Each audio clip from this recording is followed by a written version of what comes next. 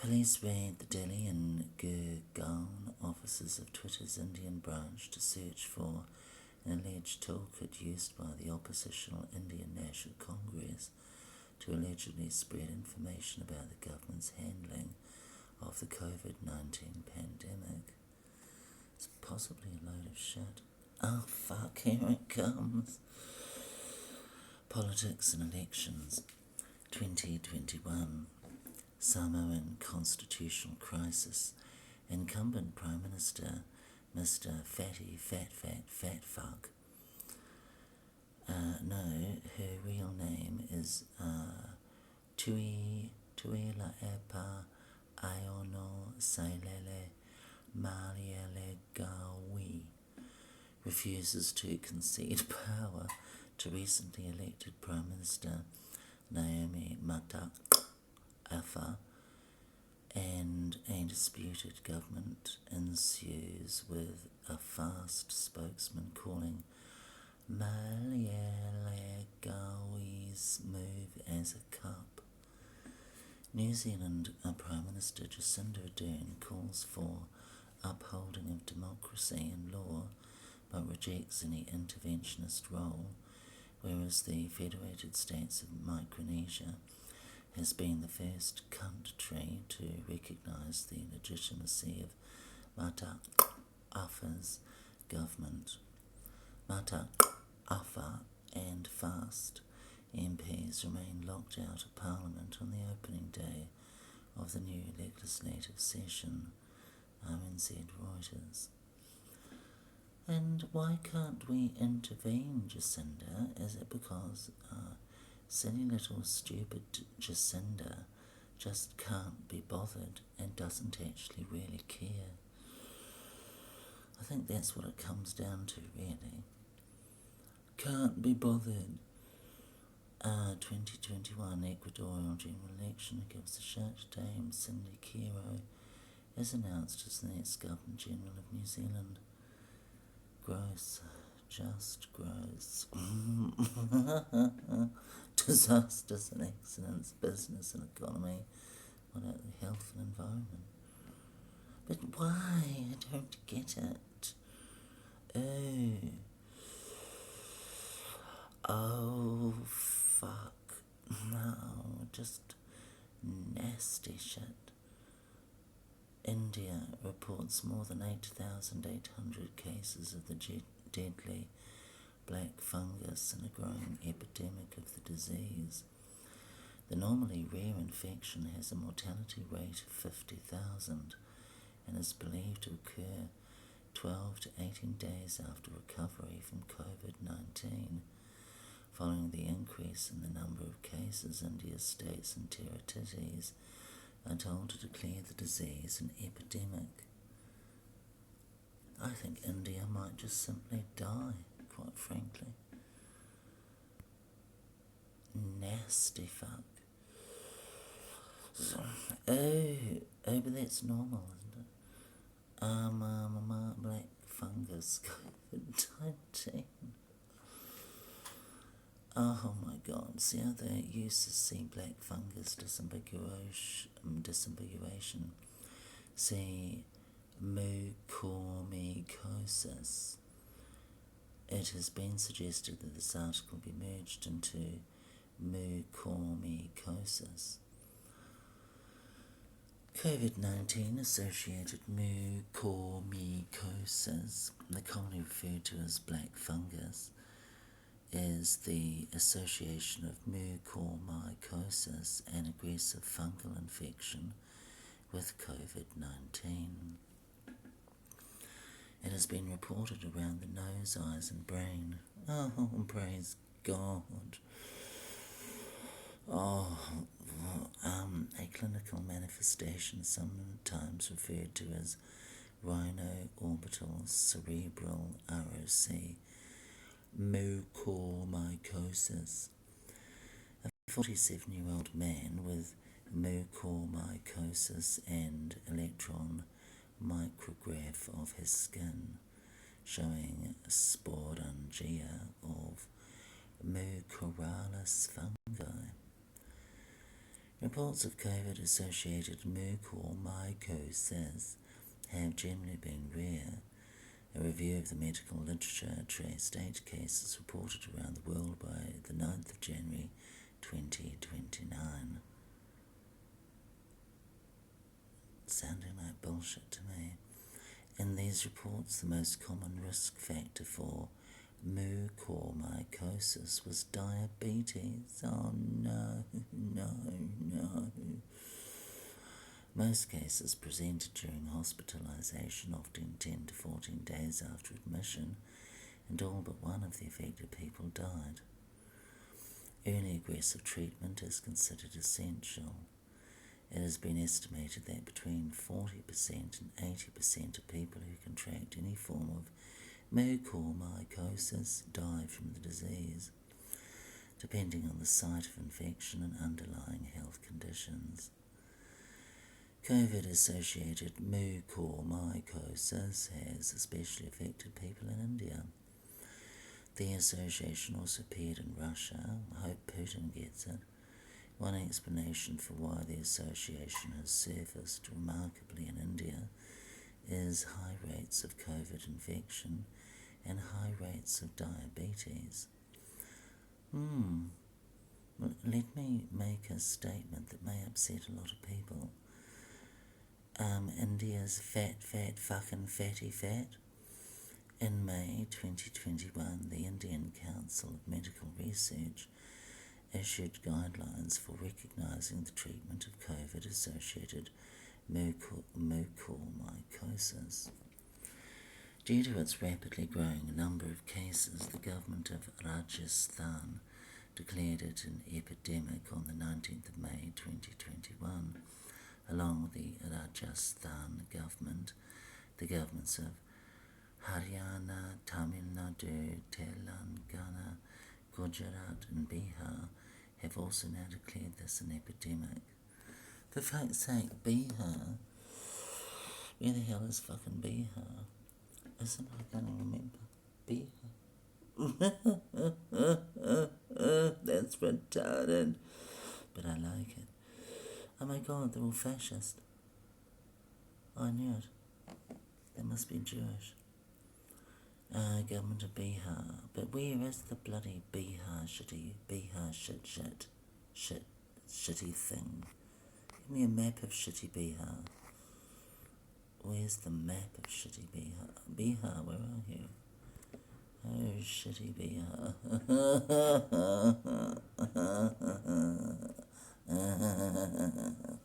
Oh, shitty Bihar. I love you, shitty Bihar. Isn't that disturbing? Oh, so shitty Bihar. There's no point fucking reading that again. Keep track of this page and all changes to it. I did sign up, but I don't really want to. I'm too fucking lazy.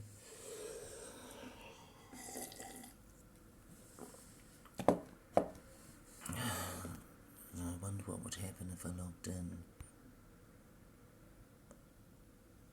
Oh, please.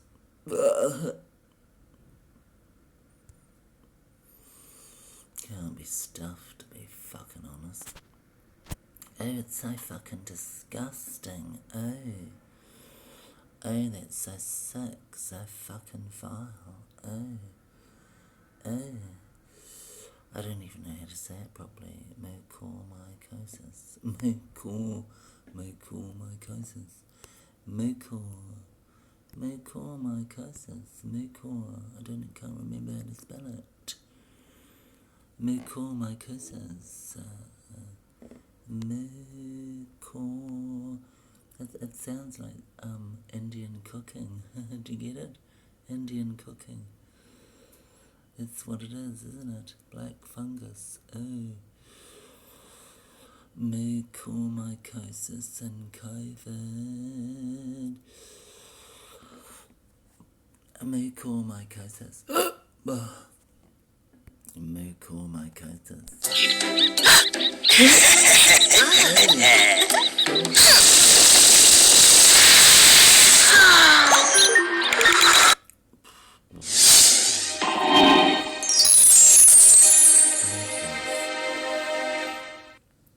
2 to 3 weeks, we are hearing about one of the important as well as life-threatening complication of COVID-19, which is the mucormycosis. Since the onset of the COVID-19 pandemic, there have been multiple reports across the country of a very high incidence of mucormycosis among the patients with COVID-19, especially in those who were diabetic and those who have received steroids during the treatment of COVID. A warm welcome to today's talk. It's Friday evening and it's the 21st of May.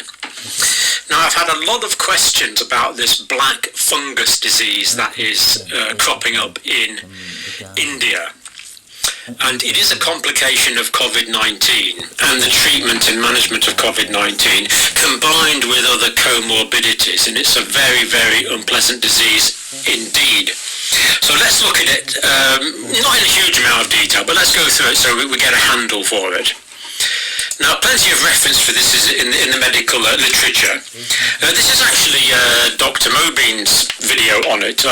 He discusses the medicine of it in detail if you want to know about treatments and things like that. But the condition is called mucormycosis, otherwise known as black mold disease. Because it is literally a mold. It's a yeast infection, really. The same as you get yeast growing on top of your and mold growing on top of your jam if you leave the lid open. Only this is growing on human tissues. So it's caused by this mucor mold. Typically, it occurs about 2 weeks after someone's recovered from COVID-19. Shut up now. You dirty, filthy little man. I thought I would stop watching these after my second vaccine, but it is a habit now and I can't go away. Dick Mays. He doesn't have a dick, it's a woman. Who has any faith in the Who? Track record leaves a lot to be desired. I don't think I can comment really because I know nothing about Who. When you say thank you for watching at the end, I always reply with thank you for the talk. What a load of shit, this has nothing to do with the disease. I don't think anybody should be left out when going for digital assets. What assets? Are you retarded? You're so fucking retarded. On a kind of related matter, I watched the movie Contagion last night. Very mixed feelings about it, hearing things like social distancing and people lining up for medication and food. Has anyone else seen it? Stay safe, friends. I can't remember. Did it have Bruce Willis and a whole heap of shitty monkeys? I think that's whatever. Did it have any Gina? Of course it didn't. I don't think there was Gina at all. I can't stand Gina. It's gross.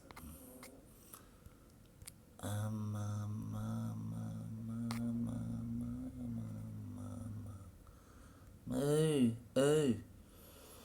Thank God Prince Harry wasn't born first.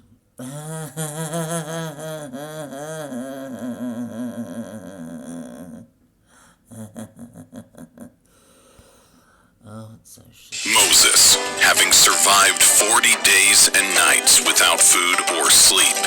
It was...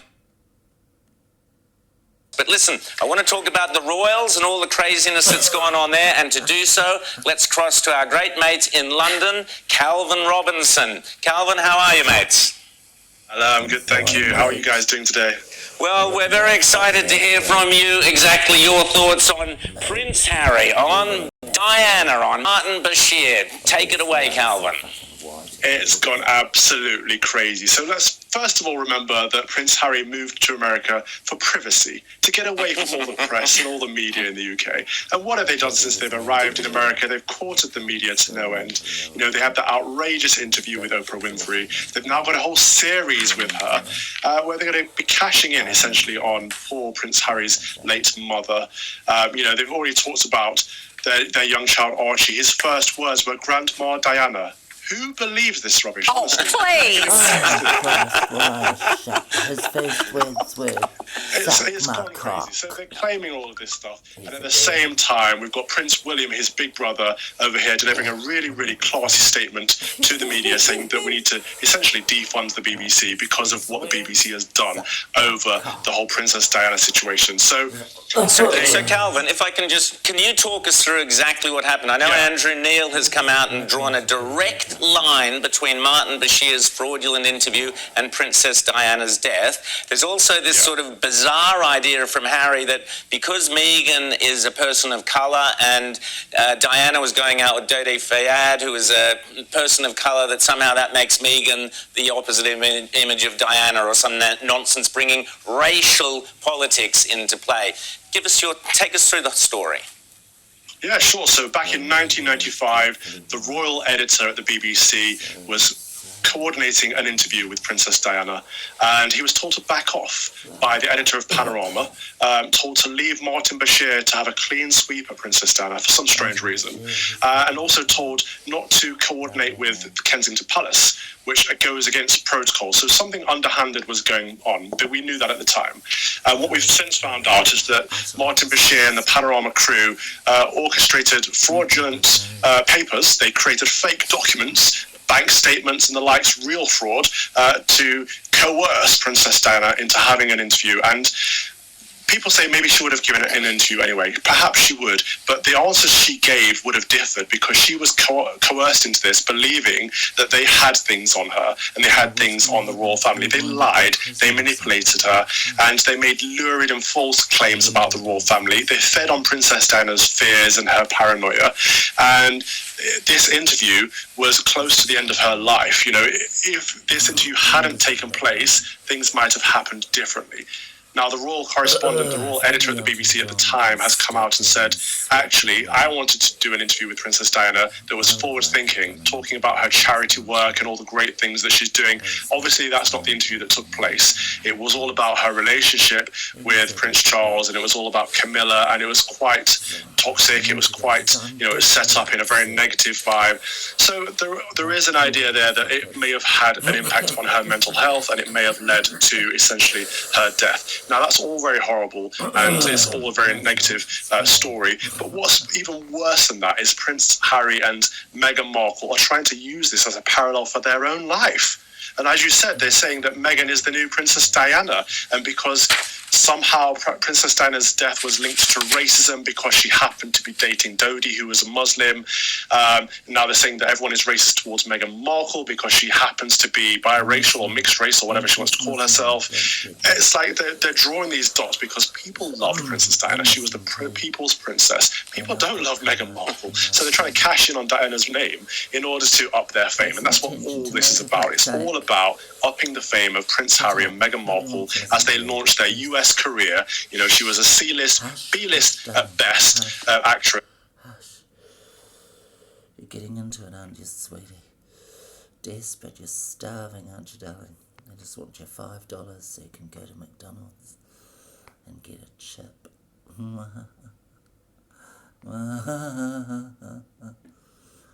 my God. New York City just got worse. I'm not there. How could it possibly get worse? She's ready to be queen now. Is she the rise of Kate Middleton? She's probably really evil. Is she a commoner? Is she a commoner? But woke media turning US military personnel into pansies.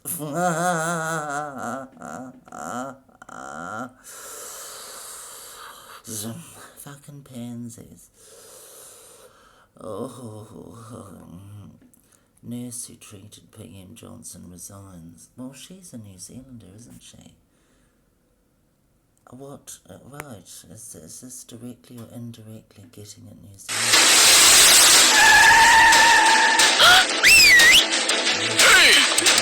With New Zealand, and why did A nurse who treated Boris Johnson when he was battling COVID-19 has resigned over the government's lack of respect towards the NHS and healthcare workers in Britain. Jenny McGee treated Prime Minister Boris Johnson for 2 days when he was in the intensive care unit in St. Thomas's Hospital in London due to COVID. Maggie, who hails from New Zealand, was one of the 2 nurses who was singled out for praise by Johnson for their care and help during his spell in the hospital last April. Prime Minister Johnson had heralded Magee and one of the colleagues for staying by his bedside at London's St. Thomas's Hospital when things could have gone either way. And I hope they won't mind if I mention in particular 2 nurses who stood by my bedside for 48 hours when things could have gone either way. They're Jenny from New Zealand, Invercargill on the South Island to be exact, and Luis from Portugal near Porto.